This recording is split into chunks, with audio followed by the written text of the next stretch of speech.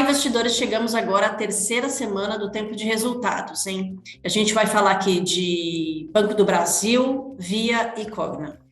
São setores aí completamente diferentes, mas o Bruno vai dar um panorama legal aí para a gente, né, Bruno? É isso mesmo, vamos lá falar das três empresas, setores diferentes, né? Três empresas também em momentos diferentes, tanto macro quanto micro, né? Legal. Então, vamos embora. Começar aqui, Banco do Brasil. Para muitos analistas, a ação do BB já está saindo quase de graça, né? Após a divulgação aí dos resultados. Aí eu queria saber o que você acha disso.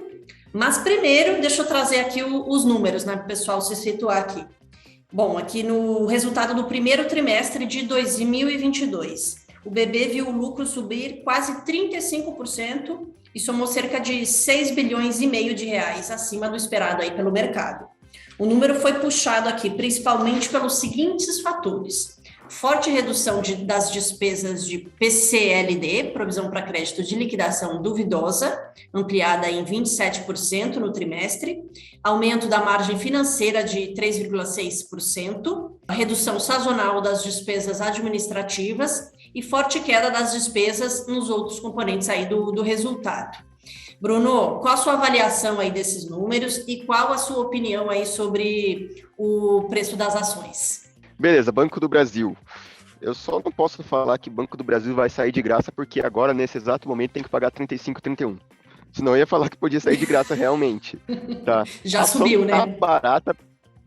Tá barata realmente no mercado, tá? Tá muito descontada em relação ao múltiplo da empresa, o que ela deveria valer, né? Muito em questão. O mercado tende a puxar um pouco para baixo a ação do Banco do Brasil devido ao risco governo também, né? Então, a mesma coisa acontece em Petrobras, que nós falamos semana passada. Uhum. Acontece em Banco do Brasil também, tá? O mercado tenta precificar um pouco esse risco e tirar isso um pouco do preço de tela em relação ao valuation da empresa em Banco do Brasil.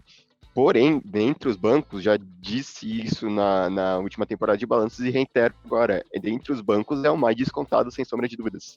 Tá?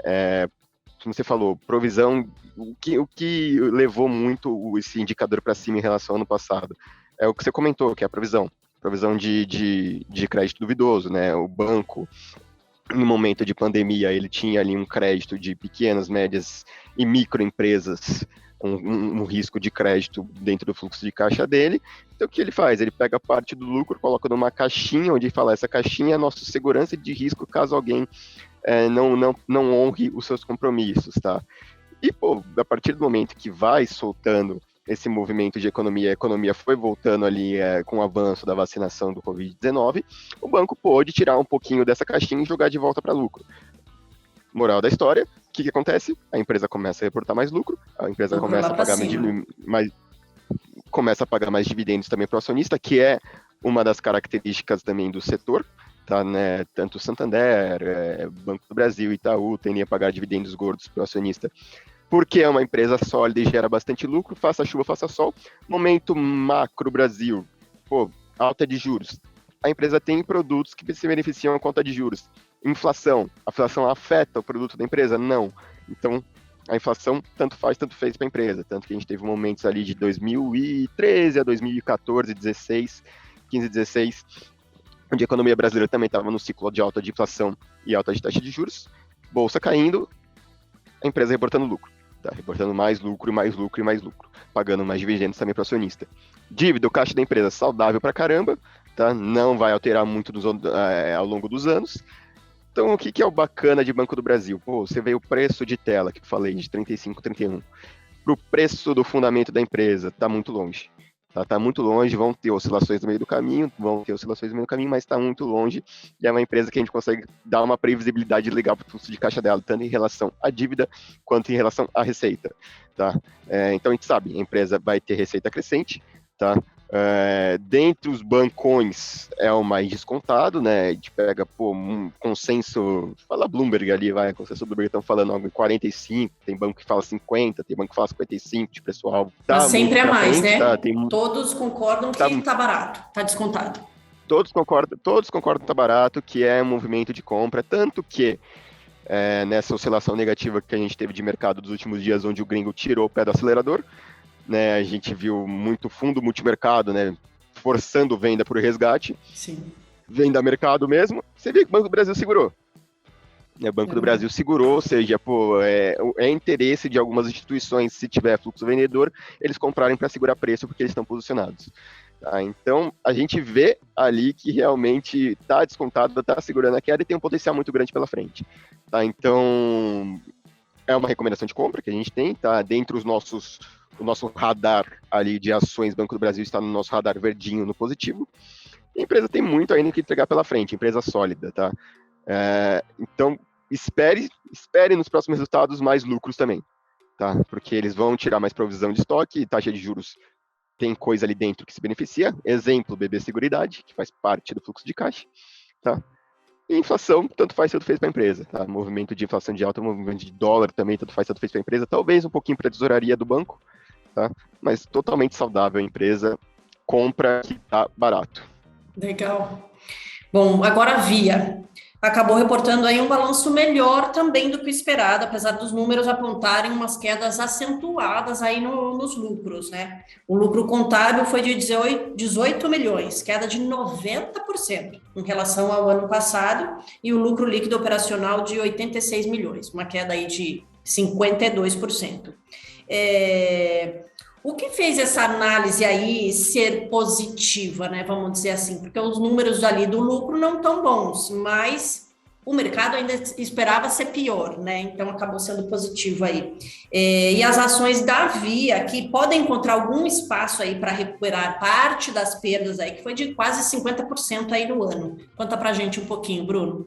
Beleza, eu falei de Banco do Brasil, está no nosso radar ali, não está no centro do nosso radar, sendo o centro a favorita, até Banco do Brasil, ela está um pouquinho mais periférica, mas está ainda mais perto do centro que mais perto da área periférica do nosso radar das melhores, das empresas preferidas dos momentos. Tá. Se pegar a Via, ela está totalmente no radar negativo e está no centro, tá? Das nossas não favoritas, ou seja, das nossas bottom picks.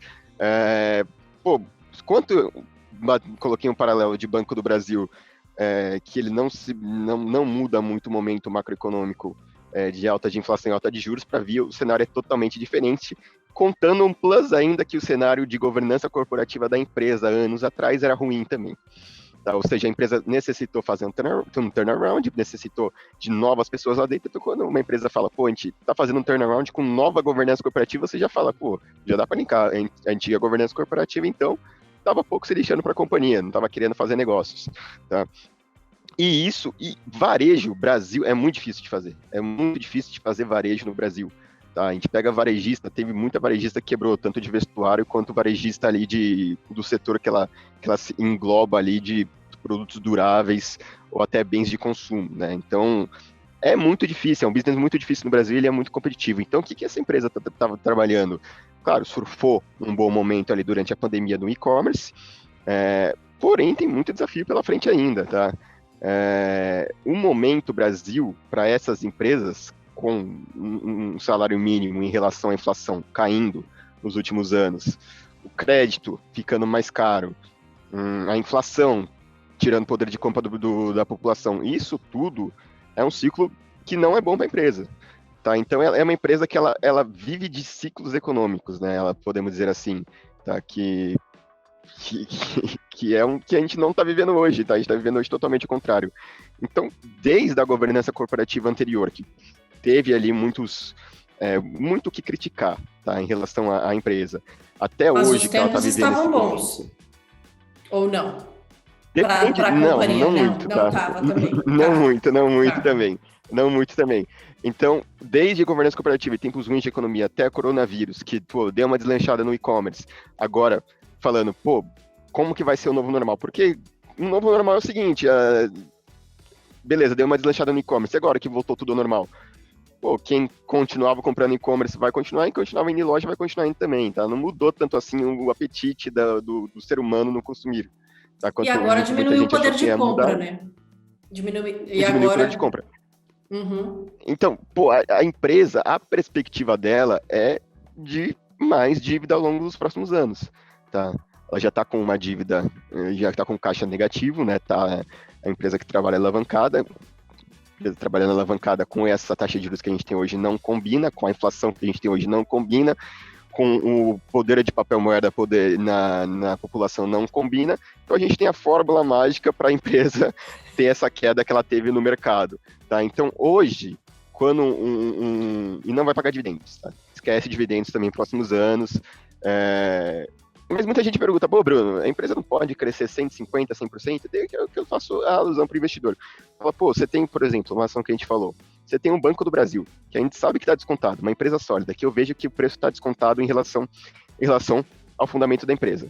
Renda variável em si já traz risco para o seu portfólio. Por que você vai querer colocar o risco do risco no seu portfólio? Sendo que você já tem ali uma blue chip que está descontada.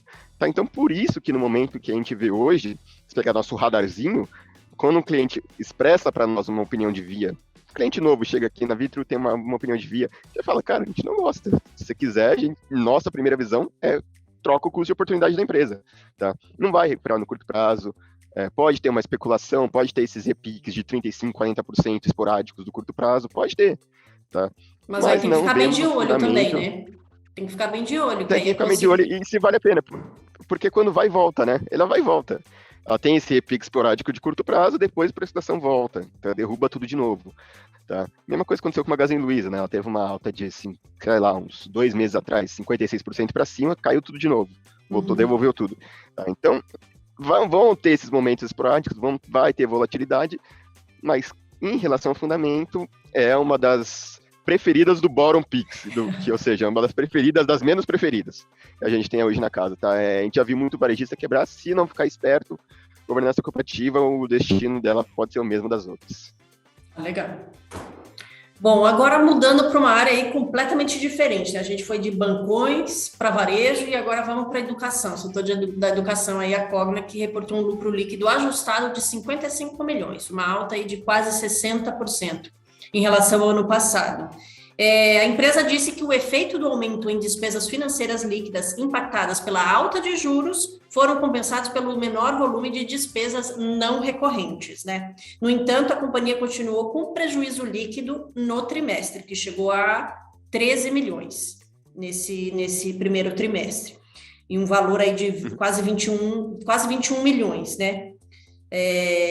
No entanto, aí também foi um prejuízo melhor do que o apresentado ano passado. O que você tem aí para falar desses números e da ação da Cogna?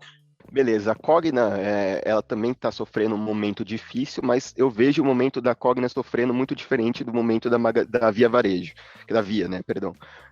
Enquanto a Via ela vinha com uma governança corporativa ruim, a Cogna era uma das queridinhas da Bolsa, né, de 2012, 13, 14, 15, uma empresa que ela teve uma alta explosiva. E é uma empresa que ela depende muito também do PIB brasileiro, tá? Do PIB, de quanto a receita que o governo brasileiro está arrecadando. Por quê? Porque o motorzinho da Cogna durante esse período de alta foi o FIES. O governo conseguia financiar estudantes que não tinham condição de pagar um ensino particular, e isso, claro, acarretou de mais matrículas, eles conseguiram incluir mais cursos, e assim aumentou a receita da empresa. Tá? A partir do momento em que o Brasil ele sofre uma recessão, tá? Ele tem um PIB já não crescente, o governo não consegue mais financiar essas empresas junto a um momento de Covid, tá, que também impactou a empresa, aí você teve a fórmula mágica do macro dentro da empresa para derrubar o preço da ação. Tá? Então, diferente do caso de Via, que a governança corporativa já não estava muito querendo fazer o business acontecer, em Cogna era diferente. Eles estavam querendo fazer o business acontecer, estão querendo ainda fazer o business acontecer, tem muita gente boa lá dentro, porém, o momento do Brasil, né, é uma empresa muito cíclica, né, o momento do ciclo do Brasil hoje derrubou o preço da ação lá embaixo, e a governança corporativa tem que fazer para segurar realmente esse fluxo de caixa. Tá? Então, eles têm um plano, tá? Eles têm um plano traçado. Claro, hoje, pegando o balanço da empresa, você pega ali um preço do fundamento que a empresa deveria valer, está bem em linha. Tá? Então, seria um plano totalmente para o futuro, né? Esse plano tem que dar certo. Então, o que eles estão fazendo lá dentro da Cogna? Eles estão tentando, primeiro, expandir ali o curso à distância, né? Enquanto, se não me engano, eles têm 15 a 16 cursos à distância e presencial tem mais de 50. E a maioria dos cursos da distância é curso técnico, que são aqueles cursos de 2 anos. Então, eles estão tentando expandir o ensino presencial para o ensino à distância. Estão tentando fazer uma plataforma. Hoje é B2C, né? Não demorou um pouquinho para fazer isso, Bruno? Acabou demorando um pouco, não? Quem ia prever que a gente ia ter uma pandemia, eles tinham que fazer esse turnaround tão rápido, né? Então, a pandemia pegou muito eles de surpresa também, o business deles. Então, e é difícil de fazer isso, tá? Você tem que criar uma safra de alunos que querem participar de teu curso para fazer uma matrícula, para você fazer um vestibular específico, você investir em tecnologia para fazer um vestibular online, para você monitorar essas pessoas durante o vestibular. Então, é uma logística ali um pouco mais complicada, mas parece que eles têm um plano, parece que eles pelo menos têm um plano em relação a isso, tá? Então, o que eles estão fazendo? O business da Cogna era muito de business to client, ou seja, o cliente vem fazer o vestibular dentro do campus, beleza, agora eles querem fazer também algo business to business, ou seja, colocar plataformas, colocar conteúdos de ensinamentos ali, de graduação dentro da própria plataforma de terceiros para os clientes deles consumirem também, e cobrar ali uma taxa por utilização de plataforma, o B2B, né, o business to business.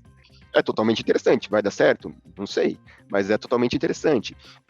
Eles estão com um plano de, reduzir ali o número de cursos em campos não tão lucrativos e aumentar ali o número de cursos em campos que eles verem mais lucrativos também, tá? Então, eles têm um plano pela frente, claro, é um plano muito difícil, mas é um plano interessante. E hoje, demora um pouco repetindo, também, né? Demora, porque é entre safras, né? A gente tem vestibular 2 vezes ao ano, tá? E até esse aluno se formar, o aluno tem uma vida útil dentro da empresa, né?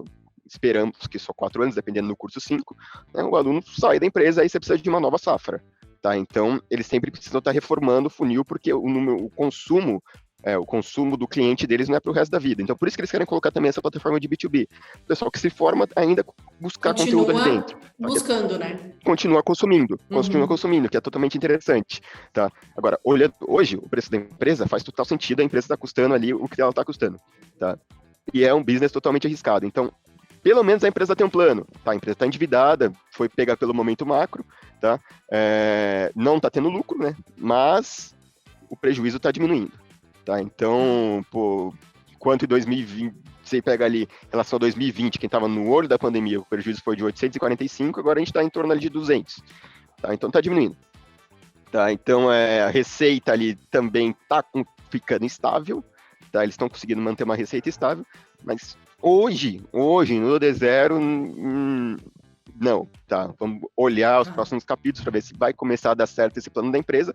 A governança cooperativa é boa, tá? Se começar a dar certo, aí sim a gente pode começar a olhar em outros olhos. Hoje está no nosso radar também dos menos favoritos. Melhor esperar aí os próximos meses, né? Ver o que a empresa vai apresentar, né? Próximos anos. Tá. Próximos anos. Vamos jogar pro longo prazo essa daí. Tá bom. Mas se a gente tiver um ciclo econômico legal pela frente e voltar um possível FIES, podendo abranger uma gama de brasileiros, aí seria perfeito para a companhia, com certeza. Isso aí, você acha, pode depender das eleições também, né? Pode ser. Um pouquinho, mudança aí de presidente, porque, né, as propostas aí são completamente diferentes. O que pode alterar um pouco o cenário, talvez. Antecipar. Pode ser, também não dá para forçar, né? Não dá para forçar. Se você não tem de onde tirar o dinheiro, e você quiser financiar ainda um programa educacional, claro, é sempre bom o Brasil financiar programa educacional, mas também você não pode pensar ali em só financiar e se atolar mais em dívida, tá? Então, depende do momento macro Brasil também, tá? A gente depende de uma recuperação para ter caixa para poder financiar, tá? Então, claro, é importantíssimo financiar a educação, tá? Mas depende também da receita. Maravilha. Bom, fechamos por hoje, Bruno. Muito obrigada aí pelos seus comentários. E a gente teve um esclarecimento aqui sobre as próprias empresas, né? E qual é o cenário hoje e as perspectivas para médio e longo prazo aí também. Valeu por hoje, hein? Imagina, prazer é todo meu. Obrigado. Até semana que vem. Até semana que vem. Tchau, tchau.